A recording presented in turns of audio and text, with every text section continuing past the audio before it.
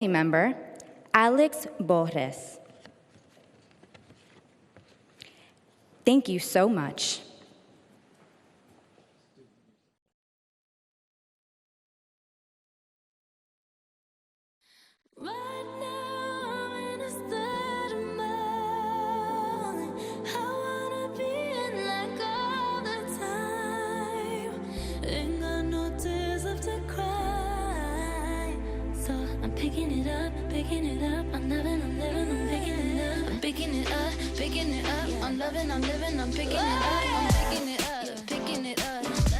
So we turn it up, yeah, we turning it up. Ain't got no tears in my body. I like it. Don't matter how, what, when, who tries it. We out here vibing, we vibing, we vibing. Even when it's raining down, can't stop now. Can't stop, so shut your mouth.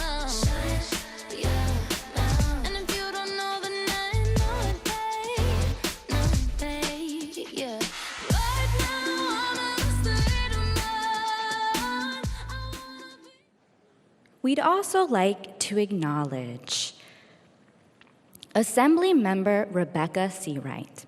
Thank you. Program will begin soon.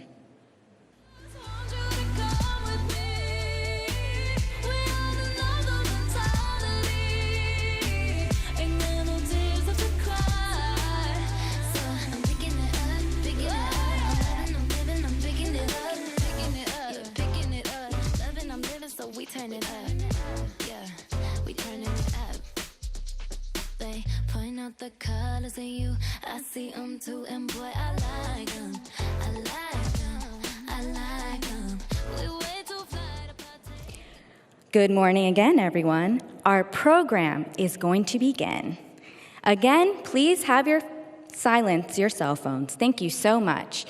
Please welcome Dr. Linda Prine, co-founder of ACT Access.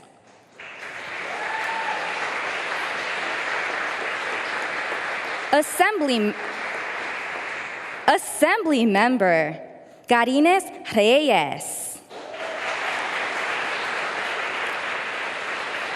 Senator Shelley Mayer.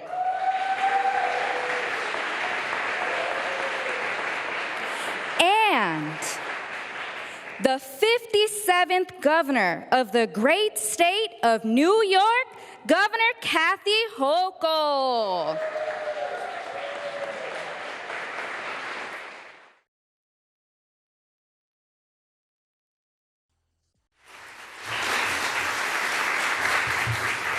Good morning. 1 year ago today was the last day that the women of this country had a constitutionally protected right to an abortion. We stand here today on the eve of the anniversary, the date, that Roe v. Wade was overturned. It was a dark day in our history. It was a day that most of us reminder with dark stories we heard from each other, other women who came forward to talk about how before that right that we had taken for granted existed, so many lives were lost in back alleys. It was a day that most of us will never forget.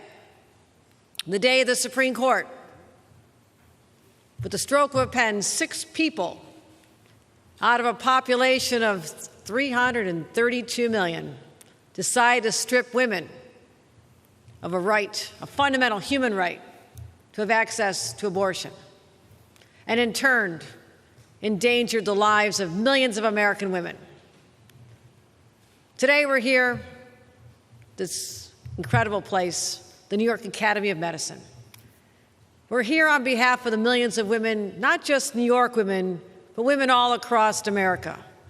And I want to thank Dr. Ann Kurth, the president of the New York Academy of Medicine, for hosting us here today and for her tireless advocacy to make sure that we are able to do what we're doing here today and signing important legislation. Dr. Kurth, please.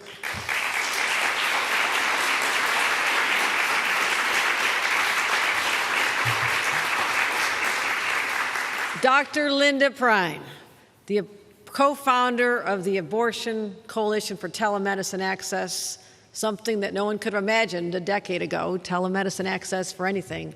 And you were a champion. You were someone who was a visionary, who saw the great potential to help women, not just here, but across this country. Let's give her a huge round of applause, Dr. Linda Prine.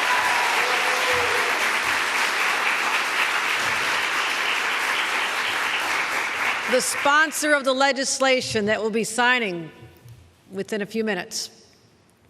I want to thank Senator Mayer and Assemblymember Reyes for having the courage to stand up and say we can do better, that we can share the freedoms that we take for granted here in New York with women all across this country. And you'll be remembered for this legislation from a grateful nation. And I thank you for your leadership on this. Let's give them both a round of applause.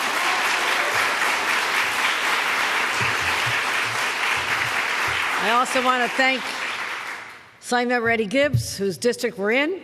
It's always great to acknowledge our host here as well. I know we have many other champions of these rights who are joined us, members of the state legislature, members of my cabinet. I thank them. I know they are acknowledged. And I want to make sure we never forget the people we're standing here on behalf of. Women who that 1 year ago date made them fearful, furious. I remember walking through a park in Brooklyn when it was first announced, and I think everyone knew that it was coming, but we had that time frame when we thought that maybe we could turn the tide from that leaked memo about the Dobbs decision that shocked all of us. Maybe we could just get them to change their minds. Maybe this really won't happen in 2022 in the greatest country on this planet. Maybe it won't happen. And then when it did, I walked through parks and I literally held weeping young women in my arms who were so distraught at what had happened to a fundamental right that their grandmothers had fought for, that their mothers had fought for. They assumed would always be there for them and their children. And like that, it was gone. They lost the fundamental right of control over their own bodies and indeed their own futures.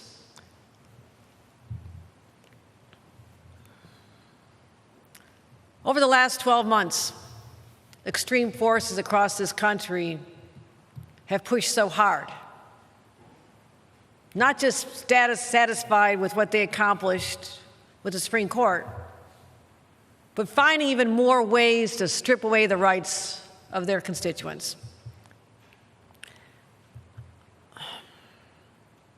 So many people just wringing their hands, what can we do? Is there any options for us? Does this have to be our destiny? Well, here in New York, yes, sometimes we have to play a good defense. We like our sports. But also, we're better at offense. We like when we have the ability to stand up and not let the extreme forces that are monopolizing the discourse in so many places in this great country. We're not letting them win. Not here. Not in New York. Not ever.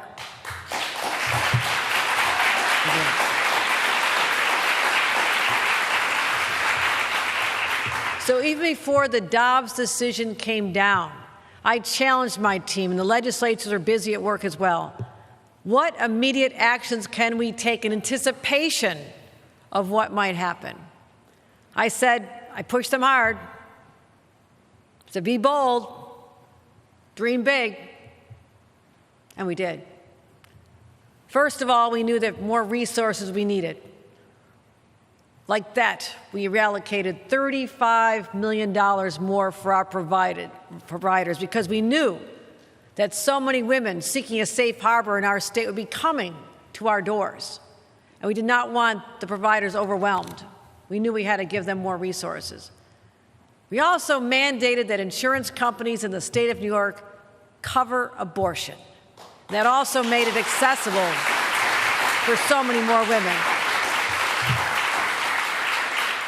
We passed 6 laws and signed 6 laws, all before even the Dobbs decision was rendered. And then since then, we've doubled down in our state budget this year. Again, my gratitude to the legislature. We added $100 million, even more this year, for our providers to make sure that they can expand and have more training and more resources so that right is never jeopardized in our state. That's what we're going to continue to do. But they haven't stopped in other states. Since the Dobbs decision, abortion has been essentially outlawed in 14 states, 14 American states. Florida, one of the few places in the South where women could still get an abortion. Oh, they're so proud when they changed it, so you had to be denied an abortion anytime after 6 weeks. Who knows they're pregnant at 6 weeks? No one. No one. So basically just saying that right's gone too. It's unconscionable. I didn't know I was pregnant for the first 3 months with my kids. I was thinking about other things. Moms get busy. It's just absurd. And now they're coming after all forms of reproductive care. First of all, in Texas, we saw a mega extremist judge try to invalidate the FDA's 23-year approval of a widely used abortion drug. Like that one judge in Texas knows better than the FDA. No, I didn't think so. I don't think so. And never before in our history have the courts revoked a decision made by these preeminent scientists and doctors who've done very well over time. So when you think about it, stripping away the rights of an independent agency in Washington is not just an attack on women's rights, it's also getting at the fundamental basis of our democracy, the separation of powers. But that being said, we knew women would be searching for help. And many have come here, traveling miles and miles and miles. We have determined that the Society of Family Planning found that since Roe was overturned, hundreds more abortions have been performed here in the state of New York. We knew this was coming. I saw this in Western New York, where I'm from. The clinics there, Planned Parenthood. They were already seeing young women coming in from places like Ohio. We knew this day was coming, and we had to be ready, and we were. But now, laws in other states are turning people into bounty hunters, trying to hunt down women who've decided that I have to have an abortion, I can't get it in my state, I'm traveling to other states, and yet the long reach of the law in these states is trying to grab them and pull them back. My God, what has happened to this country? What has happened here? And they're talking about filing lawsuits and the private right of action. Like another individual should have some say in this? You realize how absurd this is? So they can file lawsuits against anyone that they suspect has had an abortion in another state. We saw it also in Indiana. Still shocked that a doctor who was providing an abortion to a 10-year-old child, not even a pre-teenager, they're still little kids, the doctor was reprimanded, threatened, intimidated.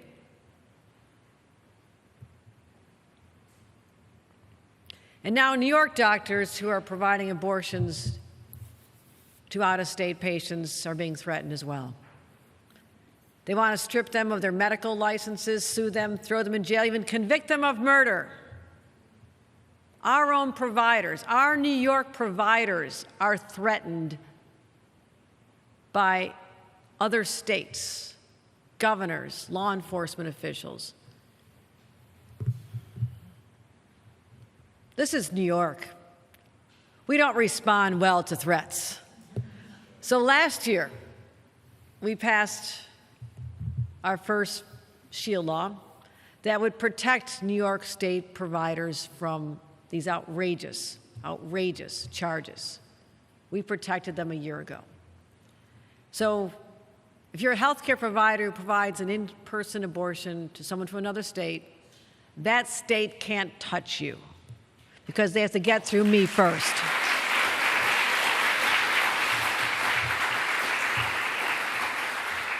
Today, we're talking about taking one step further, closing a loophole or actually expanding those protections, because right now, more than half of the abortions are done with medication. Less trauma, less stress, no travel, leaving your kids that you already have, the cost of hotels and airplanes and travel. It means time away from work. So extremist lawmakers in other states can stop their health care providers from supplying abortion pills. If that's your state, I feel sorry for your constituents.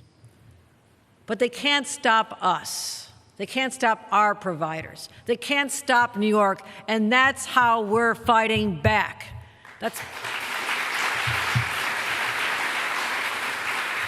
So today I'm really proud to be able to sign, days after its passage by the leaders I just referenced, I'll sign a new SHIELD law to protect New Yorkers who prescribe and send abortion pills to patients in states where abortion is outlawed.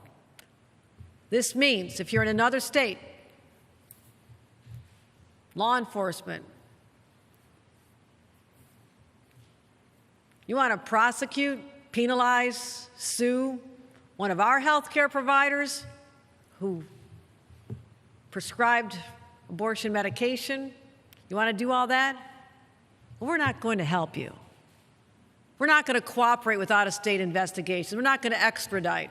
We're not going to issue subpoenas.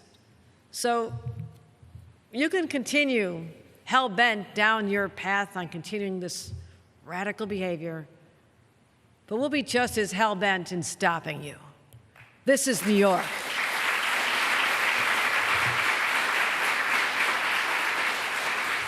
So other states will target, harass, and scare doctors and patients. Here in New York, we're protecting their rights. And we know this is going to ease the burden on women all across this country. We've had patients from so far away, even as far as Texas, come here. And in Pennsylvania, it's legal, but there's long wait lists because they're closer to other states where it's denied. So we're here. We're here to say we're a different state.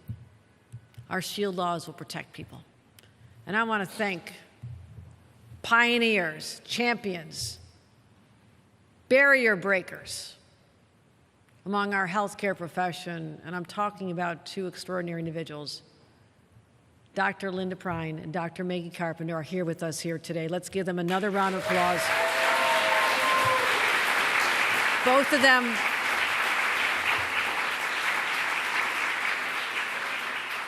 they have been champions at a time when our country was looking for champions. And we'll never forget what you've done to bring this out into the spotlight. The ease of this methodology and how it should be available to people everywhere. And you've protected the rights of women all across America. That's something to be really proud of. You've told me, Governor, the second you sign this legislation, we're going to start prescribing these pills, and we are minutes away from that.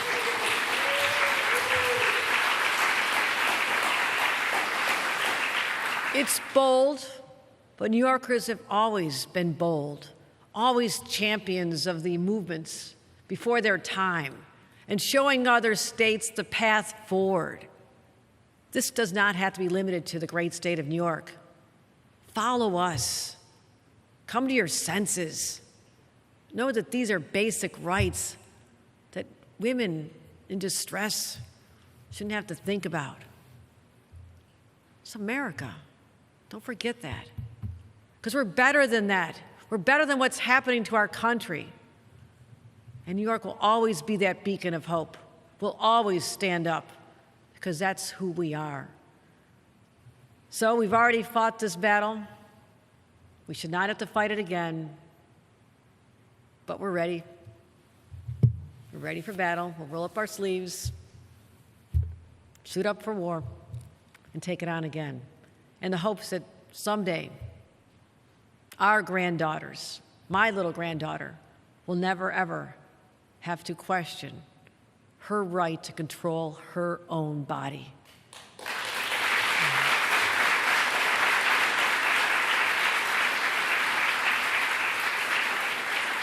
One year ago, when we had our rallies and we were so outraged over the decision, I evoked the image of the Statue of Liberty standing tall in our harbor, our safe harbor. And for 150 years, that statue has stood there, facing out to the oceans, telling people, you're seeking freedom from oppression, this is where you come. In these times, Lady Liberty also has to turn inward to our own country, to women who are oppressed, searching for freedom in our own country. So today, after we sign this into law, Lady Liberty will have more than a torch in her hand. She'll have a shield in her hand. She'll have a shield in her hand and say, this is how we protect the rights of not just New Yorkers, but all Americans. It'll always be a safe harbor, always be that place of refuge, always continue to enshrine the values that we hold dearest as New Yorkers, and that is the right to freedom. Thank you very much for joining us here today. I'm really proud to bring up our speaker, Shelley Mayer, to talk about how she got this through the Senate in such a short time, and we're able to make this difference right here, right now, New Yorkers. This is what we're doing, and thank you all for being part of making history right here in New York. Thank you.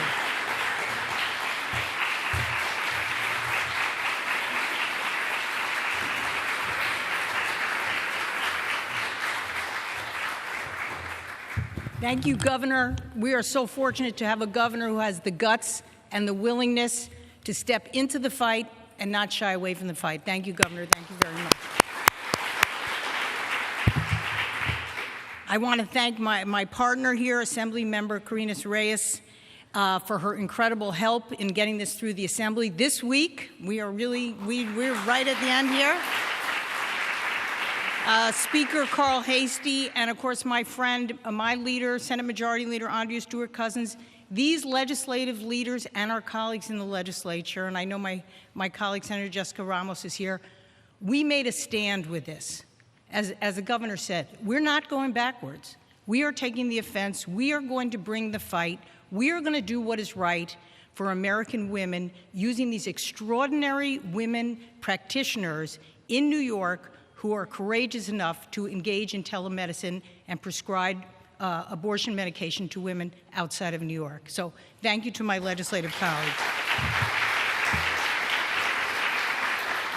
I also want to thank so many in the reproductive rights community and the academic community who helped us craft a complicated bill and make sure that it would withstand constitutional challenge and that we achieved a consensus of opinion that this was the right thing to do. It wasn't an easy path, and I thank many of them who are here today for working with us collaboratively to come up with a bill that could get the governor's signature with her comfort level and our comfort level that we are doing the right thing and the legally correct thing. In overturning Roe, the Supreme Court eviscerated a nearly 50-year precedent. But in doing so, the court made clear that the authority to regulate abortion would be returned to the states. New York will not shirk its responsibilities to provide the strongest reproductive rights as possible. So our bill pairs telehealth services with medication abortion, already the preferred method of abortion in this country, to expand access nationwide. It will allow providers licensed in New York State, acting within their scope of practice, to consult and then prescribe medication abortion to women in other states. It will also provide every protection possible for those doctors and providers and facilitators helping patients through this process. We will protect them from the potential acts of outside states and from regulatory oversight from other states. We will protect them for their courage and because it's the right thing to do.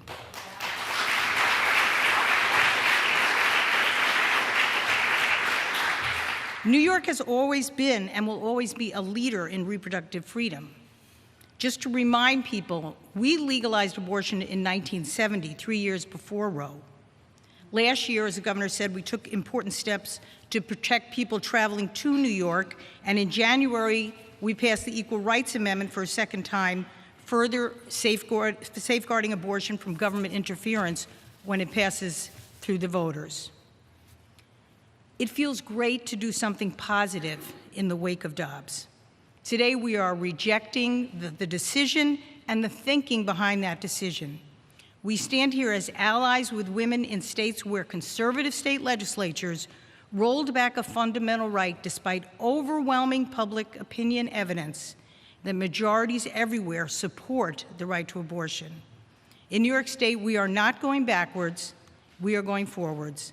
By this action today, the signing of this important bill, we are fighting back, taking back our rights and our destinies, and standing by our sisters in the other states who have lost that power. Thank you, Governor. Thank you to my colleagues in the legislature. Thank you all who made this possible. And I am so honored and optimistic to be here today. With that, my colleague, Assemblywoman Carinas Reyes.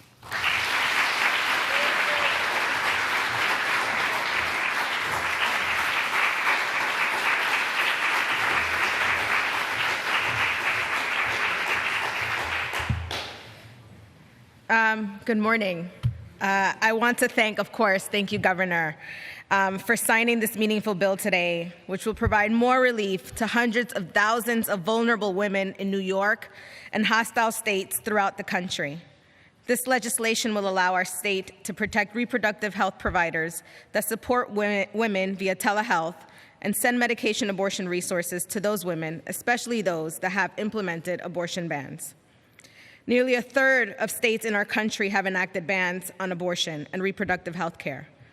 This bill becoming law will bring women in those states one step closer to regaining control of their lives, liberties, and bodies so that they can live with dignity. Dignity because reproductive health services go beyond the termination of a pregnancy. These bans have sweeping implications in the management of miscarriages, the treatment of sexually transmitted diseases, and access to contraception. Healthcare is a human right, and this bill takes our state one step further to ensuring that human right is fully afforded to all people, especially women in need of reproductive health care and freedom.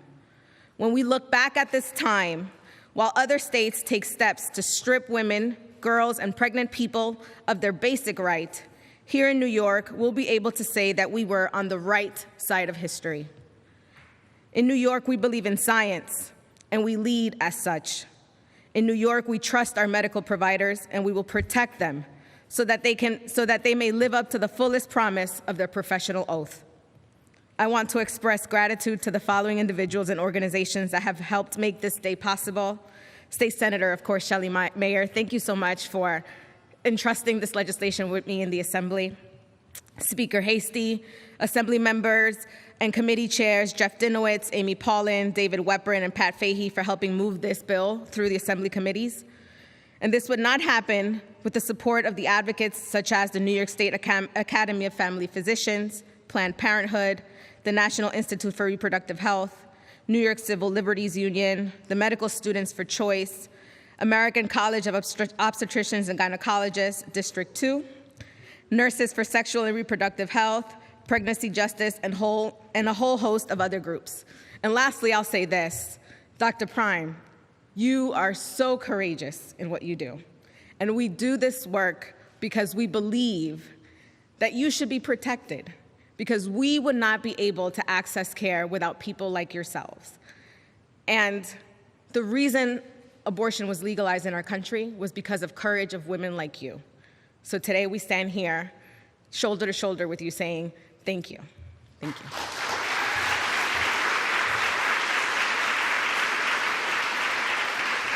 And I will bring up Dr. Linda Prime.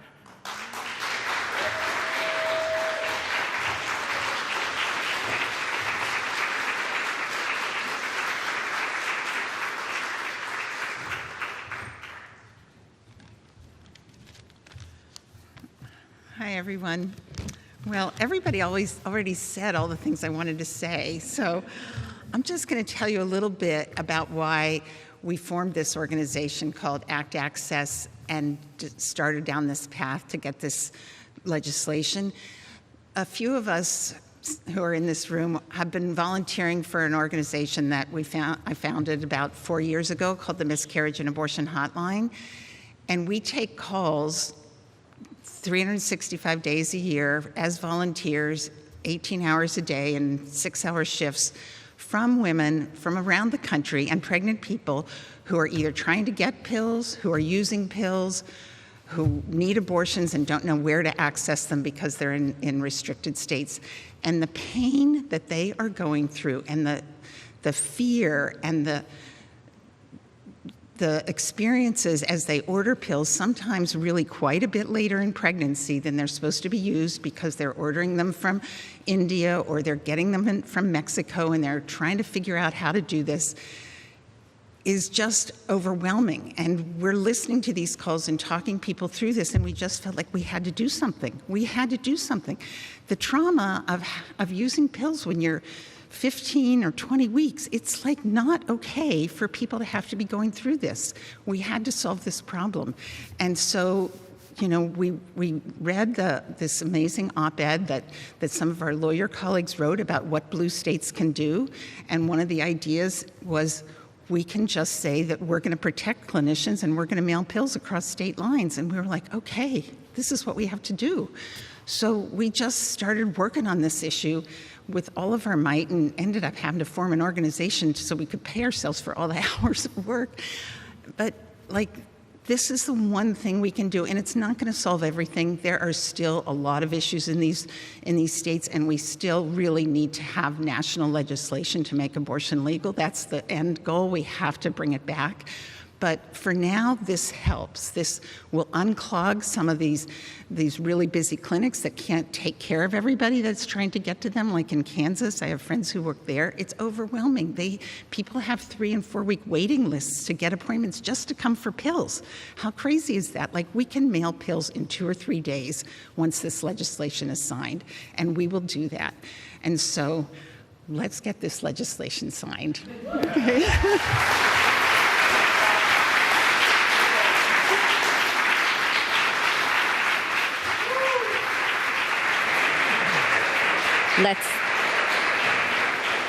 All right, let's sign the bill. Please remain in your seats as the bill is signed, everyone. Just wanted to remind you all. Thank you.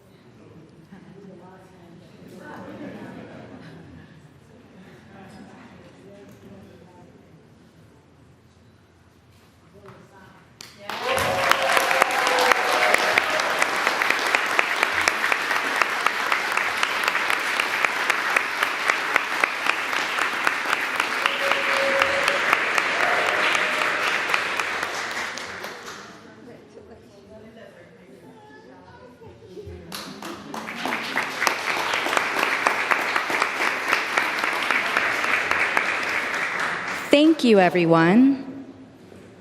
That concludes our program. Thank you so much for attending today, and have a wonderful weekend.